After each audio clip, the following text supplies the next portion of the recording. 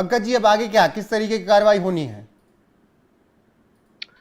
देखिए, जो कानून है उसके अनुसार इन्हें कोर्ट में पेश करना होगा। पुलिस इनकी रिमांड मांगेगी पूछताछ के लिए, और पहले पूछताछ होगी इनसे पुलिस हिरासत में ही, और ये क्या क्या खुलासे करते हैं, क्या क्या बताते हैं, उसके अनुसार आगे की कार्रवाई की जाएगी, जो भी कोर्ट के दिशा निर्देश के अनुसार।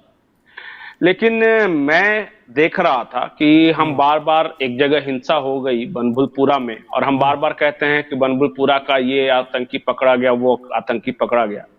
उत्तराखंड में बहुत सारे ऐसे जगह हैं जहां इस तरह बनभूलपुरा बसाई गई है।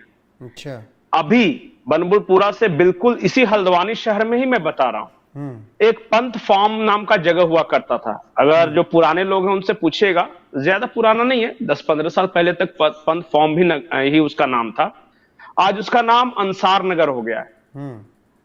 एक शख्स है जिन्होंने जमीन कुछ खरीदी और कुछ कब्जाई, और 150 में से 115 मुस्लिमों को वहां के नाम पे इन्होंने रजिस्ट्री कर दी, एक नया नगर बसा दिया वहां पे।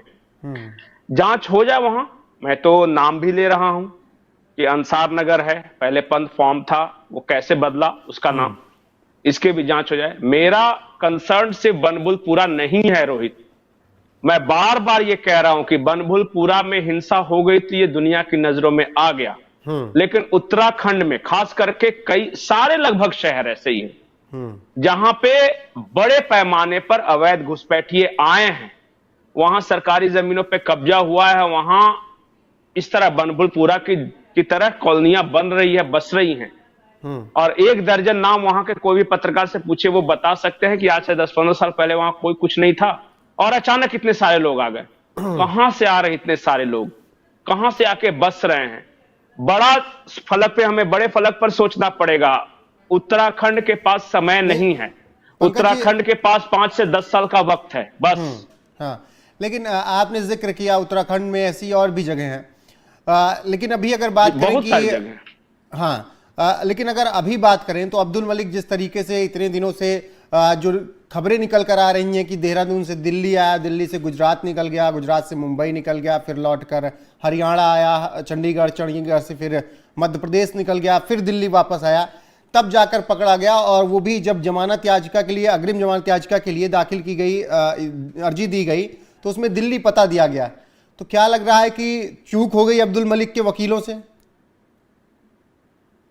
वरना सीधे ये सरेंडर एक गलती हो गई कि जमानत याचिका में प्लेस दिखा दिया साइन करने के बाद, और वहीं से सुराग मिल गया पुलिस को। ये जगह जगह अपने ठिकाने बदल रहा था ये आदमी। हाँ। अब मैंने कल भी बताया, आज भी बता रहा हूं कि अब्दुल मलिक बहुत शातिर आदमी है। जो आदमी कहीं से कुछ भी नहीं था, बाप दादा घोड़े खच्चर बेच के काम चलाते थे, बंजारा था, और वहां से 1000 करोड़ से ज्यादा की प्रॉपर्टी जमा कर लेना, वो भी अवैध तरीकों से, वो साधारण बात नहीं है। हम आप नहीं कर सकते। बहुत सारे लोग इस देश में ख्वाब जरूर देखते होंगे, लेकिन 1000 करोड़ की प्रॉपर्टी इस तरह खड़ा कर लेना बहुत मुश्किल है। हाँ। इसने सारे इलीगल काम किए हैं। ये बगल में नदी है, वहां से अवैध माइंस का भी इसने निकाला, खनन किया है। इसने सरकारी जमीनें भी कब्जाई है, इसने गुंडागर्दी भी किया है, दूसरों की जमीन पर कब्जा भी की है, इसने अपने पॉलिटिकल कनेक्शंस का भी इस्तेमाल किया है, इसने ये गैंगस्टर भी रहा है, उसमें भी शामिल रहा है, इसने सरेआम गोलियों से भूना भी है, ये हत्यारा भी है। तो बहुत तरह के इस पे चार्जेस हैं। और जिस तरह से ये घूम रहा था इस घटना के बाद से, मैं श्योर हूं रोहित, और कल भी बोल रहा था, आज भी बोल रहा हूं कि इसके पीछे के पॉलिटिकल मास्टर्स को पकड़ना होगा। बिल्कुल, लेकिन ये बेवकूफ नहीं है लोग। हाँ, वकील ये कह रहे हैं कि जब हिंसा हुई उसके 2 दिन पहले से ही अब्दुल मलिक वहां था ही नहीं, तो आपने जिस मीटिंग का जिक्र किया था उसी के बाद से गायब हो गया था क्या?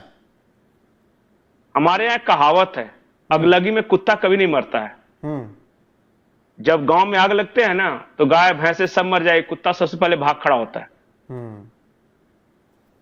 तो इस तरह के शातिर लोगों का काम क्या है, ये सारा प्लान किया। मुझे ये नहीं पता कि एग्जैक्ट उससे पहले कितनी देर पहले ये भागा था, लेकिन ये मुख्य आरोपी है। नहीं, वकील कह रहे हैं कि 2 दिन पहले, नैनीताल पुलिस के अनुसार वकील कह रहे हैं 2 दिन पहले से ही नहीं थे। हाँ, तो मतलब कि उकसाने के लिए इसको वहां पे मौजूद रहना, हाथ में तलवार ले खड़े रहने की जरूरत है क्या? और वकीलों का तो काम है, देखिए पैसे दिए होंगे इसने, चार खड़े हो गए होंगे और तर्क उतर्क कर रहे हैं। आपको क्या लगता है, खराब से खराब क्राइम बता दीजिए इस देश में जो हुआ है, उसके पक्ष में वकील नहीं बोल रहे थे कोई ना कोई? क्या दिल्ली में निर्भया के पक्ष में, निर्भया कांड के जो आरोपी थे उनके पक्ष में वकील नहीं बोलने वाले थे कोई? क्या जेसिका लाल में वकील नहीं बोल रहे थे? तो वकीलों का क्या, देखिए इनके बोलने से क्या होता है? मेन बात यह है कि यह आदमी माफिया था। यह आदमी भोजपुरा थाने में 1998 में गैंगस्टर एक्ट के तहत एक शिकायत दर्ज की गई जिसमें इसने हत्या की थी। दिल्ली बरेली रोड पे इसने सरेआम गोलियों से भून दिया था। ये सच्चाई यह है कि इस आदमी ने सरकारी जमीनों पर कब्जा किया। सच्चाई यह है कि यह सरकारी कर्मचारियों से उलझा भी था। इसने धमकी दी थी सरकारी कर्मचारियों को। सच्चाई यह है कि इसी के इशारे पर उस दिन हिंसा हुई थी। जो निगम के कर्मचारी थे, प्रशासन की टीम थी, वो इसके लोग थे हमला करने वाले। ये नहीं होगा इसका बेटा होगा, बेटा नहीं होगा इसका कोई और दूसरा गुंडा पाला हुआ होगा। तो 1993 बम ब्लास्ट हुए थे तो दाऊद इब्राहिम तो भाग गया था, दुबई में रहता था। इसे क्या फर्क पड़ता है? नहीं, बहुत सारे मैं बता दूंगा कि जो क्रिमिनल है, वो जो मेन साजिश करता है, वो क्राइम के वक्त वहां पे नहीं मौजूद था। नहीं पंकज जी, जैसे आपने जिक्र किया कि एक बनभूलपुरा में हिंसा हो गई तो बातें निकलकर सामने आ गई, और भी आप जगहों का जिक्र कर रहे हैं, तो सरकारों को पहले से नहीं दिख रहा है क्या, या वो भी वक्त इंतजार कर रही है कि मामला बड़ा हो तभी एक्शन लेंगे? सरकारों को सब पता है। देखिए क्या है ना कि अगर सरकार नहीं चाहे तो कोई आदमी सड़क किनारे एक ठेला तक नहीं लगा सकता, और यहां तो बस्तियां बस जाती हैं। रिश्वतखोरी ऐसी चीज है ना, ये मैं बिल्कुल जिम्मेदारी के साथ कह रहा हूं कि उतना बड़ा बनभूलपुरा में जितने भी अवैध बस्तियां बसी होंगी, बिना सरकारी कर्मचारियों को पैसे खिलाए नहीं बसी होंगी। और ये एक दिन से नहीं, निरंतर ये प्रोसेस होगा। आज उन पर हमला हुआ है तो उन्हें बहुत बड़ा नियम कानून याद आ रहा है। कल को रिश्वत खाते वक्त इसी अब्दुल मलिक ने कई लोगों को खिलाए होंगे। आपको क्या लगता है ये उस नदी से अवैध खनन ऐसे ही कर रहा था? ये सरकारी जमीनों पर कब्जा ऐसे ही कर रहा था? ये 50-50 रुपए के स्टैंप पर एग्रीमेंट बना के ऐसे ही दे रहा था लोगों को? रिश्वतखोरी, सरकारी संरक्षण, सब कुछ मिलता है इस तरह के लोगों को।